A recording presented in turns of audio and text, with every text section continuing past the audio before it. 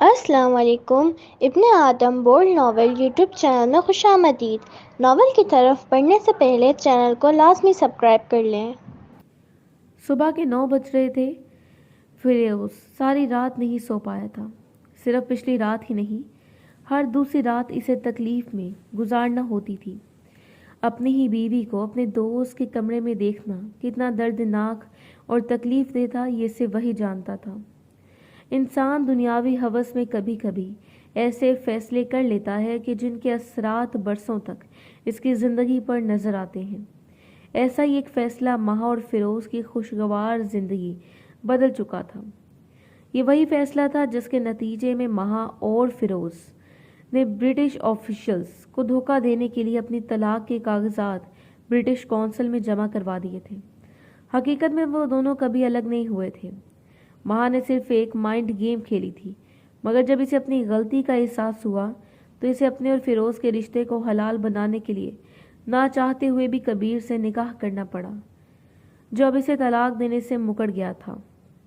نہ صرف طلاق دینے سے انکاری تھا، بلکہ ان کے گرد ایک ایسا جال بنا چکا تھا جس سے وہ اس کی مرضی کے بغیر کبھی نکل نہیں سکتے تھے۔ فیروز زندگی میں کبھی اتنا بے بس نہیں ہوا تھا، مگر کبیر نے فیروز کے دوسرے ملک میں ہونے کا فائدہ اٹھاتے ہوئے اس کے تمام پر کاٹ دیے تھے۔ وہ غصے کی آگ میں جلتا ہوا پسٹل چھپائے اپنے کمرے سے کبیر کے کمرے کی طرف بڑھنے لگا، تاکہ کبیر کا خاتمہ کر کے اسے ذہنی اذیت سے ہمیشہ کے لیے آزاد ہو جائے، جو مہا کو کبیر کے ساتھ دے کر فیروز کو ملتی تھی۔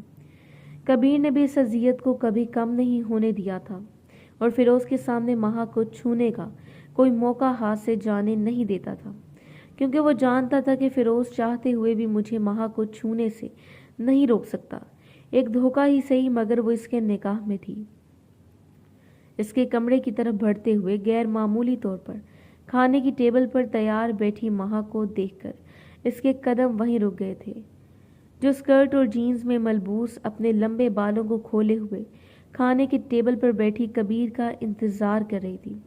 اس کے ہونٹوں پر لگی لپسٹک سے یہ اندازہ ہو رہا تھا کہ اس نے آج خاص طور پر خود کو تیار کر رکھا ہے۔ وہ شروع سے ہی خود کو اپڈیٹ رکھتی تھی، لیکن کبیر سے نکاح کے بعد ہی پہلی بار تھا جب اسے خود کو پہلے کی طرح تیار کیا تھا۔ اچھا، تو تم بھی اس کے ساتھ مل گئی ہو؟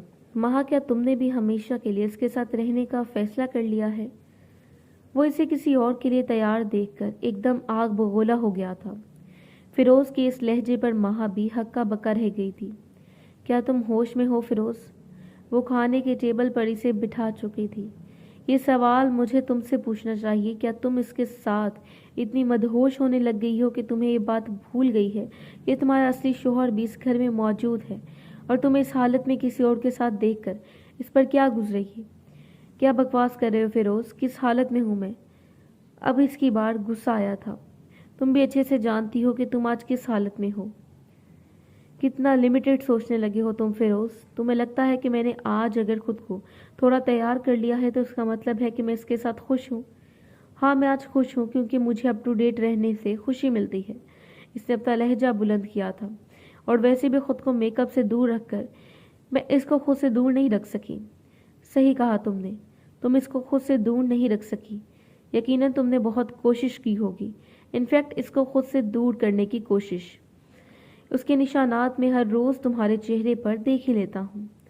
فیروز طنزیہ لہجے اپنائے ہوئے تھا۔ اوہ گاڈ، تم یہ بات کیوں نہیں سمجھ رہے کہ میں اس کی بیوی ہوں اور ہم دونوں ایک ہی بستر میں سوتے ہیں؟ فیروز کی آنکھوں کی نمی اس کے لہجے سے عیاں تھی۔ تم اس کی بیوی ہو اور میں پاگل ہوں جو یہاں بیٹھا اپنی زندگی برباد کر رہا ہوں۔ کب تک میرے ساتھ یہ ڈرامہ کرو گی؟ مجھے بول کیوں نہیں دیتی کہ تمہیں اب میری ضرورت نہیں ہے؟ اٹس انف فیروز، میں نے اپنی بہن فائمہ کو ایک کال گر بنا دیا ہے، صرف اس لیے کہ میری تمہاری اس دوست سے جان چھوٹ جائے، اور تم مجھے صرف ڈریسنگ دیکھ کر یہ سب بکواس سنا رہے ہو، وہ غصولے انداز میں بولی تھی۔ فائمہ کال گر؟ اس نے سر کو ایک طرف جھٹکا۔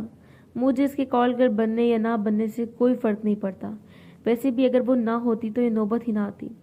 فیروز نے بے تکلفی سے جملہ کہا تھا، جیسے اسے فائمہ کی کوئی پرواہ نہ ہو، اور یہ حقیقت بھی تھی، دونوں کو اس کی کوئی پرواہ نہیں تھی۔ मैं अपनी पूरी कोशिश कर रही हूँ फिरोज, मुझे उम्मीद है कि वो मिशन मुकम्मल होने पर मुझे तलाक ज़रूर दे देगा। नहीं महा, वो तुम्हें तलाक नहीं देगा। इसका सिर्फ एक ही सलूशन है, ये लो पिस्टल और मुझे गोली मार दो, या फिर इसको गोली मार कर आ जाओ। इसने जेब से निकाला हुआ पिस्टल टेबल पर इसके सामने रख दिया। वो एकदम घबरा गई थी। वो अपनी नशिश से उठकर इसके करीब हो गई। साथ ही, baby relax, it's not Pakistan. तुम अच्छे से जानते हो कि ऐसी कोई भी हरकत हमें एक नई मुश्किल में डाल देगी। जहाँ तुमने इतना सब्र किया है वहाँ चंद दिन और कर लो, प्लीज़ रिलैक्स। हम दोनों के अच्छे मुस्तकबिल के लिए, जिसके लिए हमने पाकिस्तान की एक आसान ज़िंदगी को छोड़कर यहाँ मूव किया था। इट्स टफ टाइम, बट अगर हम आपस में लड़ते रहेंगे तो हमेशा यहाँ फंसे रहेंगे। मुझे भी तुम्हारी ये हालत देखकर तकलीफ़ होती है, और यकीन करो जब वो मुझे हाथ भी लगाता है तो मैं इस लम्हे तकलीफ़ से मर जाती हूँ। माँ ने इसके हाथ पर हाथ रखते हुए इसे तसल्ली दी थी। What a pleasant surprise, my hot queen in green। Kabir की आवाज़ सुनते ही वो कुर्सी पर झुकी हुई हालत से सीधी होकर इसकी तरफ मतवज्जो हुई। डोंट वरी डार्लिंग, तुम इसके करीब झुक सकती हो, एवं तुम इसे छू भी सकती हो। I will never mind. वो मुस्कुराता हुआ इनकी तरफ बढ़ा था। After all he is your ex husband, और मुझे अंदाज़ा है कि तुम्हें भूल पाना किसी के लिए भी मुमकिन नहीं। इस तरह से महानूर को इस हालत में देखकर कबीर को भी एक खुशगवार हैरानगी हुई थी। वो सीधा महा के करीब आया और इसके हाथ पर बोसा देते हुए इसे अपने उकब वाली कुर्सी तक ले गया। आज के दिन का इससे खूबसूरत आगाज हो सकता है। You where green skirt, amazing. तुम पता है, मुझे हमेशा लगता था कि ये कहावतें सिर्फ एक मजाक होती हैं, but today I feel it, कि दिल को दिल से राह होती है। Green is my favourite colour, और तुम्हारे इस खूबरू बदन पर इट्स लुक अमेजिंग, जैसे ग्रीन खास तुम्हारे लिए बना हो। वो फ्लर्ट करते हुए फिरोज़ के बदलते तासुरात बार बार देख रहा था। इट्स ओवर मिस्टर कबीर, महा को भी तलाक दो वरना आई विल शूट यू। वो सबर का दामन छोड़कर पिस्टल तान चुका था। सीरियसली, हा हा, व्हाट इज दिस बिहेव महा darling? It's against our commitment. महा ने फिरोज के हाथ से पिस्टल छीन लिया था। बाय गॉड, इससे ज़्यादा खतरनाक बारूद महा के सीने में है, जो किसी की भी जान ले सकता है। तुम ये टास्क इसे क्यों नहीं सौंप देते? कबीर का लहजा कुछ सख्त था। वो अच्छे से जानता था कि ये दोनों इसकी मर्जी के बगैर कुछ नहीं कर सकते।